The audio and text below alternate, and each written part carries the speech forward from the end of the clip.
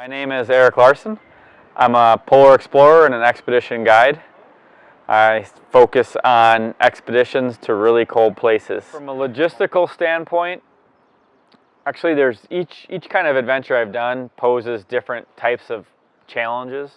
I think from a logistical standpoint, my 3 poles expedition, South Pole, North Pole, and Everest all in 1 year, was a lot that went into that, because there's a lot that can happen on any one of those expeditions.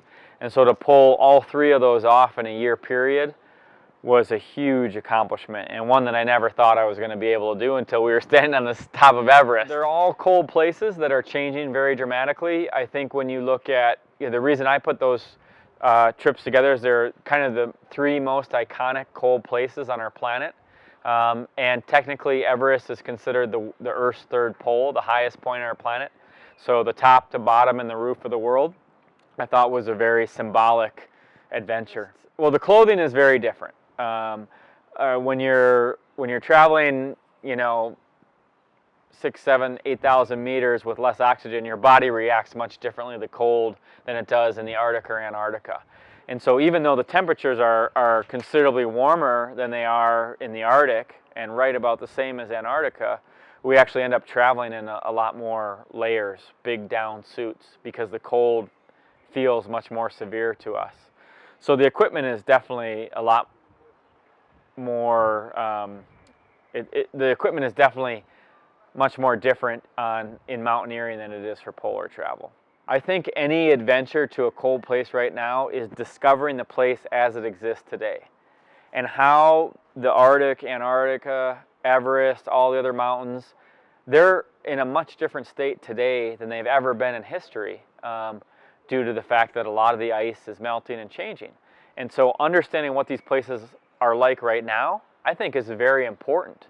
And part of my role, I think, and the part of the experience that I really enjoy, is telling a story of these places, trying to capture the essence of what these places are like through pictures, through video, through my stories, so that hopefully people will have a better understanding and they won't look at these places as just that blank white sheet of paper. For 10 years I spent as a dog musher, and those were some of the best experiences of my life. Traveling with dogs is, I call it controlled chaos. It's not like a horse where you have a control of the rein and you can pull the horse's head down or to the right. When you are on the back of a dog sled, you have 30 meters of dogs paired up in front of you, and you just have this little tiny brake that you stand on to slow them down. And they run really fast, they're running probably almost 20 kilometers an hour at times. And so when you're winding on a narrow trail, they're kind of playing crack the whip, and so it can be really exciting, and it can also be an emotional roller coaster, because you have 10 or 12 or whatever unique personalities that you're trying to get to work together as a team. And that's a really huge challenge, because sled dogs have good days and bad days just like people. And so understanding who works best with what dog and what position in the sled, who's a good leader, who's a good follower, it's a real challenge. It's a real mental challenge, and something that I really enjoyed. I miss it a lot.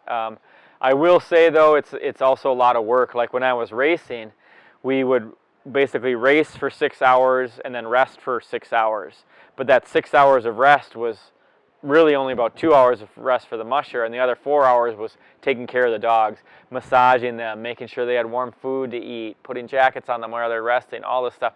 The racing sled dogs are like professional athletes or whatever, and they need, almost like movie stars. They get all the treatment, all the nice treatment, and the dog musher does all the work. So it's a lot of hard work, but I enjoyed that. One of the big difficult aspects of polar exploration is the logistics are very difficult. People don't live in these places. It's not like Chamonix where there's these beautiful, very difficult climbs 5 minutes from a 5-star restaurant.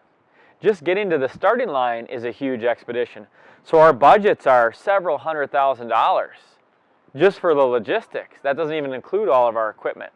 And so it's definitely been a difficult path to try to get all the funding. But I've worked at it, and I'm very committed and very passionate about these trips.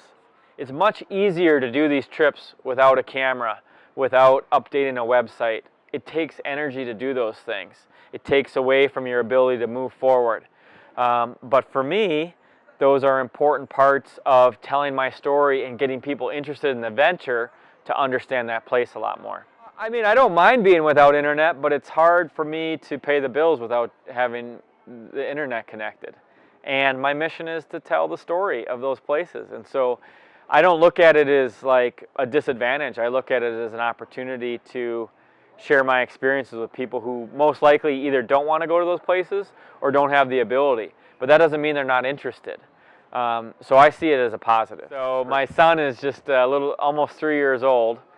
So he's just starting to understand what it means for me to be gone and what the mountains mean, which is part exciting because he's starting to understand those things that I really love. But it's also heartbreaking because, 2 months of his life is a huge change. 2 months of my life is nothing. And so when I'm gone for that long, I come back, he's a completely different person, and that's hard. It's really hard. And it's also hard to be in dangerous situations, life-threatening situations, and know that, I may not be there for him. And that's a huge moral dilemma for me because I want to be a good dad and I want to be around for my son and my daughter and my wife. But I also want to do these adventures. And so I'm pulled in these opposite directions all the time, and it's not easy.